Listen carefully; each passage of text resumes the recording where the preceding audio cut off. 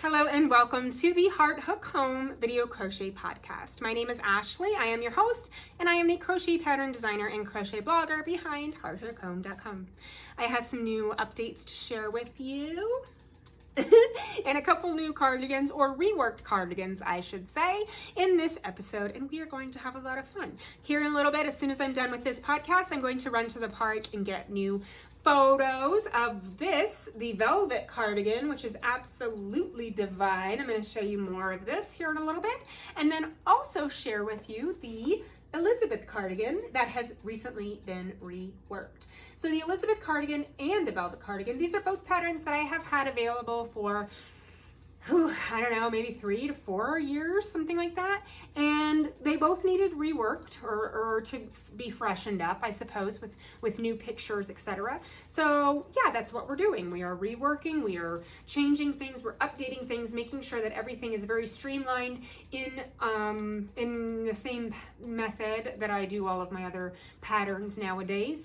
And they just needed a facelift. So here we are, right? Yeah, so this one that I am wearing here is this gorgeous orange colorway.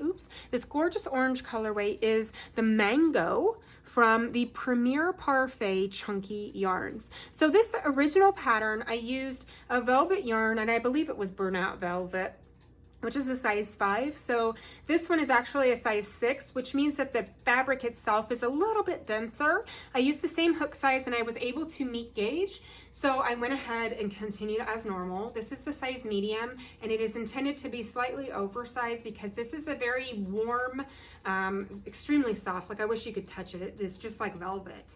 But it's very warm, very soft, very lovely. And it's meant to just feel like a big hug, which is exactly what it feels like right now. It feels like I'm being hugged by this beautiful yarn, and I love that. So one thing about this yarn, this is the Premier Parfait Chunky. Like I said, this is the Mango colorway. It's got the best feel to it. It just feels really good.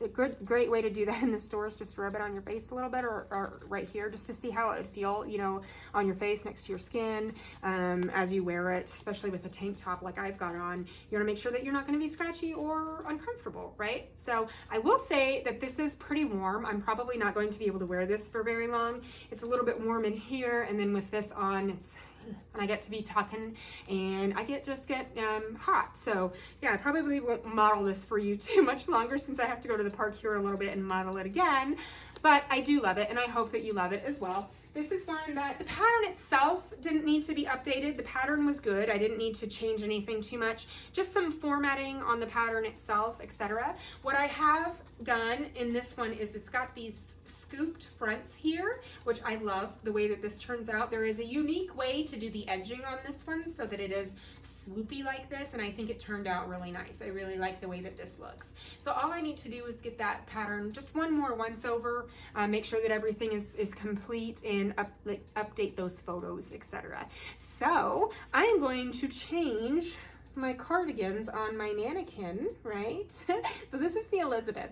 This is one that I published, I think 4 years ago, and it was kind of a fiasco. Let me share with you a little bit about why the Elizabeth cardigan needed updating. Let me change. All right, so this is the Elizabeth cardigan, and I cannot tell you how much I love this yarn choice. So I had never used this Premier Parfait Chunky velvet yarn before. Really like it. It's a little bit thicker than I'm used to, but I really like the texture of it. I really like the feel of it. Didn't have a whole lot of knots, which I've noticed in a lot of other velvet or fur yarns or Sherpa or anything like that, but there can be kind of be knotty, right? Or the burnout blanket, things like that, blanket yarns. Yeah, so I had never used this before. Love the way that this turned out. This is using the Premier Everyday Anti-Pilling worsted weight, and I absolutely love this colorway. This colorway, it's hard to show you just how vibrant this is on the camera. Absolutely love this though. This pattern uses the mini bean stitch, which is a fun stitch that I wanted to use because you don't need a whole lot of stitches. These stitches, these mini beans, are a pretty good size, meaning that you don't have to crochet a ton of them. So it works up quickly, and it's actually kind of fun, right? I get in the groove of making the mini beans, and it goes by pretty quick. This pattern the reason that I wanted to redo it, or one of the reasons, is that this originally was posted as a crochet along. So we had a 4-part series where we started part 1, and I had a body chart, right? So you find how tall you are on this chart and you crochet to this many inches. So it started out at 5 feet and it went all the way to 6 foot. So if you're 6 feet taller, if you're 5'10", or if you're 5'8", or 5'4", 5'6", 5'2", whatever, 5 foot, make this width of pattern, right? Crochet for this many stitches. We're gonna go in part 2, we're gonna go to this many rows, and then we're gonna make an armhole, and then we're gonna go to this many rows in part 3 and make an armhole, and then in part 4 we're gonna do the other part and we're gonna put the sleeves on. And you know, that was okay, but me looking back and updating this pattern myself, I realized that it was actually kind of confusing, because if you're not making it for yourself, you can't just try it on and see what happens, you know what I mean? Also, I just like to have specific stitch counts and row counts. I feel like especially for someone that is not necessarily confident with reading crochet patterns, just throwing body measurements out there is not necessarily the best way to go about that. So this pattern, what I did is I took that sizing chart that I had, starting at 5 foot, going all the way to 6 foot, and I did every single inch, and what I did was I separated that into 3 sections. So the smallest section is the top, right? So 5 foot through 5'4"-ish. If you're that size, you're gonna make this petite or 1 size. And then there's a 1 size that goes from the higher end of that to the lower end, like 5'9"-ish. And then if you're taller than 5'9" or so, then you're gonna make the large pattern, right? So I've gone through and I've actually made it 3 sizes. So there's no more guesswork, no more measuring, no more, guessing if you're making the correct size or doing the number of rows and everything else. So yeah, very exciting. There's actual gauge, there's actual stitch counts and row counts and everything else, and I absolutely love it. So this is a reworked pattern as well. This one I'm going to go get photos of at the park as well. I love, love, love this Premier Everyday Anti-Pilling Yarn. Absolutely love it. And I am not being paid to say that. I just really like the way that it feels, and it's got a little bit of a heavier density to it. Like it's a little bit physically heavier than some of the other worsted weight yarns that I'm used to, but it's absolutely gorgeous and I love it. So definitely be on the lookout for the new Elizabeth cardigan. One thing I wanted to point out is that since this pattern was originally a crochet along with parts, I'm not going to update that on the blog. I'm just going to say, here's the Elizabeth cardigan. If you would like to work it in parts as we did in the original crochet along, follow part 1, obviously, and then part 2, part 3, and part 4. If you would like to just get the PDF and just make it according to the stitch counts exactly as they're written, because even in the original, I said just find the yarn that you want to use and make up squares until you're happy with the hook size that you're using. Which is like, holy moly, like that can be kind of confusing, especially if you're new to reading crochet patterns or new to crocheting. That's not exactly a very beginner-friendly way to go about that. So I'm glad that that was addressed and updated, and the pictures will be updated soon. And I'm just going to update the whole pattern saying, if you want it in this format, then here's the PDF for that. So yes, that will be done in the next week or so, hopefully by the time I do the next podcast here. Now, the last thing that I have to share with you today, which is kind of a lot, honestly, is the beautiful little sleeping angel on the couch. So her name is Cher, and like Sunny and Cher. She was turned in by her owner. Yeah, Sunny and Cher were turned in. I don't know the reasons or the details, but I do know that her previous owner could no longer care for her, and so she was relinquished with her male friend, Sunny, to a rescue. And my boys and I, they're almost 14 and almost 16, and we have been looking for months at all of the different rescue sites, looking for puppies or dogs that we can adopt, and we want the perfect one. For some reason, my boys and I, we really enjoy mutts. We really enjoy mixes and everything. I did find a puppy a few weeks ago that I thought was absolutely adorable. It was a little Boston Terrier, and they were only not even a week old when I went to see them. And my friend is getting one of those out of that litter. And so I went to look at the puppies and I saw this beautiful little female and she was absolutely adorable. And one thing I don't like about meeting puppies that young is that you don't get to see their personality yet, right? So yeah, so I went over there and met these puppies. I sent my boys a picture via text and they were kind of upset. Number one, that I went and saw puppies without them, which I get, in hindsight, shouldn't have done that. But at the same time, I didn't want them to take them to meet a puppy that I wasn't sure about myself, you know what I mean? Kind of a delicate balance there, let's not lie. But yeah, they really had their hearts set on a rescue. So the problem with that is that living in this apartment where I live, I can have a dog, but it cannot be over 40 pounds full grown, which kind of is limiting for some of the breeds that I really like. And then the other half of that is that the apartment complex does not allow any kind of pit bull anything. Like, it cannot have any pit bull in it at all. And so that was a problem because a lot of the dogs in the rescues are either pit mix or part mix or just straight pit bull, which I've had before and they're lovely, you know. It's just that that is not going to work for me right now. So Cher popped up on one of the rescue sites and I follow them on Facebook, and the day, like an hour after her picture was posted, I had applied. And I later found out that 5 other people had applied that day for her as well. And then they left her adoption link open for like 2 weeks, right? And I was like, oh my gosh. Well, they did an in-home check to make sure. First, I had to fill out all the information, then they do the in-home check, then I got her, right? Of all the people that wanted this dog, I ended up getting her, and I'm so excited. So her name is Cher. She's about 16 pounds right now. She's already almost a year and a half old, so she's not gonna get much bigger. I don't really wanna wake her up, but you will definitely see pictures of her. I have already taken a ton of, I can't stop, right? But she is, wait for this, she is part Greyhound, part Lab, part Chihuahua, and part Dachshund, so part wiener dog. So she's got all 4 of those in there. And honestly, you can see that in all of her features. You can see she's got the very long body of a wiener dog. She's got the legs of a Greyhound. She's got the face of a Chihuahua, kind of. She's got a longer nose, kind of a Greyhoundish, Chihuahua-ish face. She's not really barky, which is awesome, right? Anyway, I've already worked up a sweater pattern for her because, of course I did. Let me show you.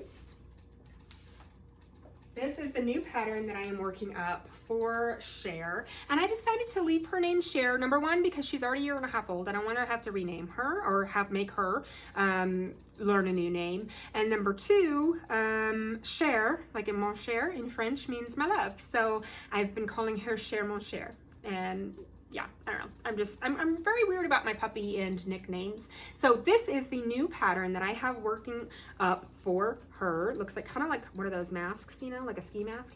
But this is obviously for the legs. This is her little neck opening. And what I love about crocheting dog sweaters for any dog is that, especially if it's one that you have, like your own pet, you can have them try it on periodically to make sure, number one, that it fits, and number two, that it is long enough, because with her little wiener dog body, hers needs to be quite a bit longer before it starts tapering to the back here. So that is something that is very customizable for all different dogs and all different sizes and shapes.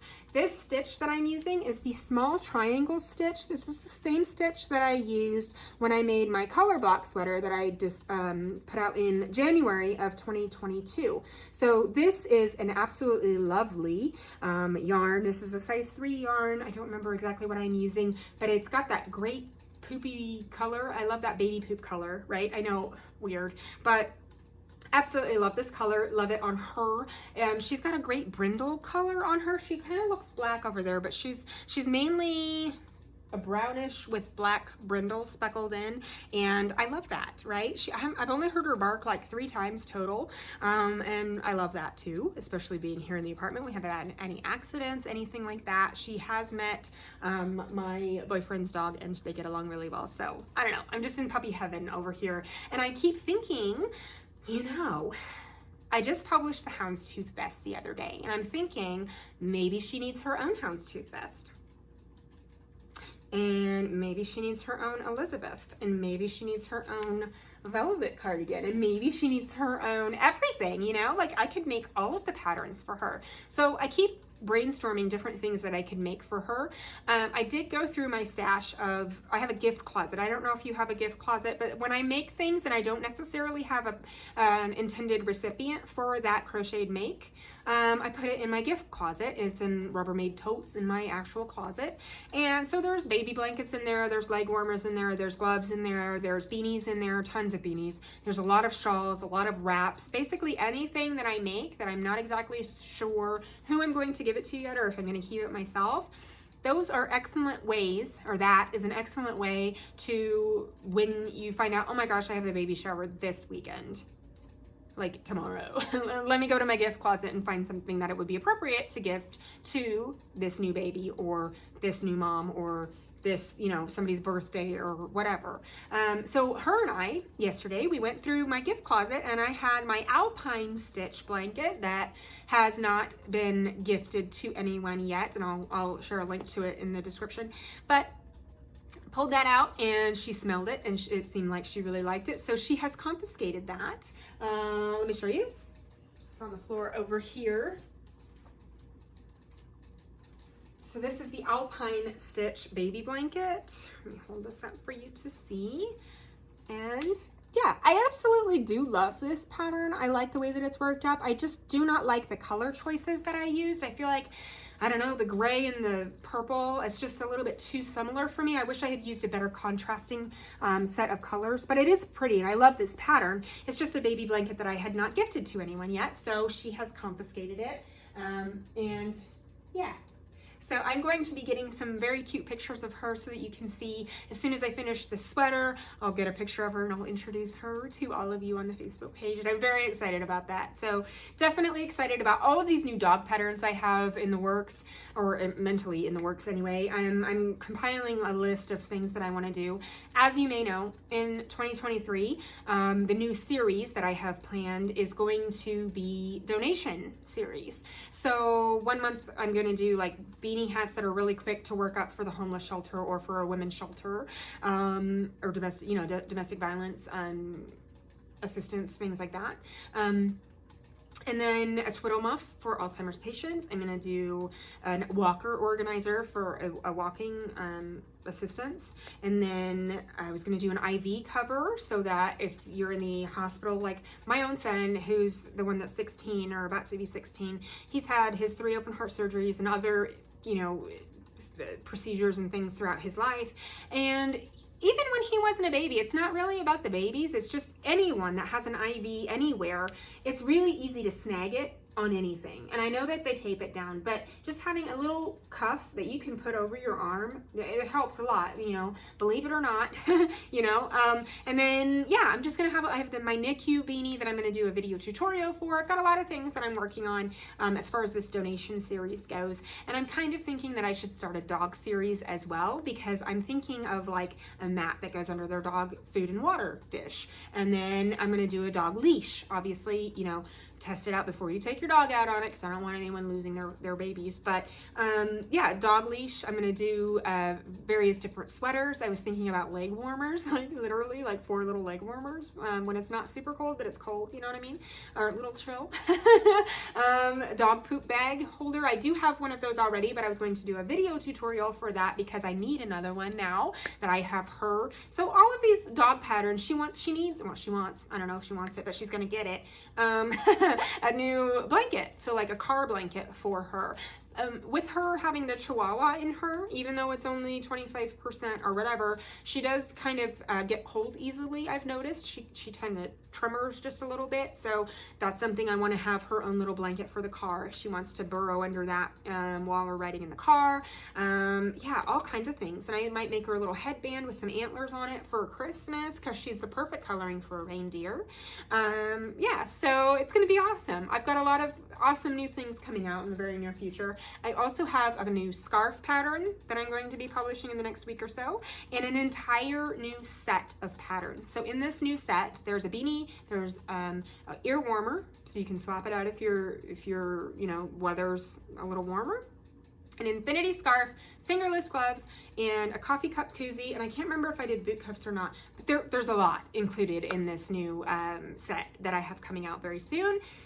Yeah, all very exciting things. I'm very excited to go forward, and I'm excited to share that with you. So I am going to head to the park and get pictures of my lovely Elizabeth cardigan and my velvet cardigan and Miss Cher in her sweater as soon as it's finished. So thanks for hanging out with me today, guys. Come back in 2 weeks for the next episode of the Heart Hook Home Video Crochet Podcast, and I will have brand new things to share with you then. Thanks for watching, and I will see you next time.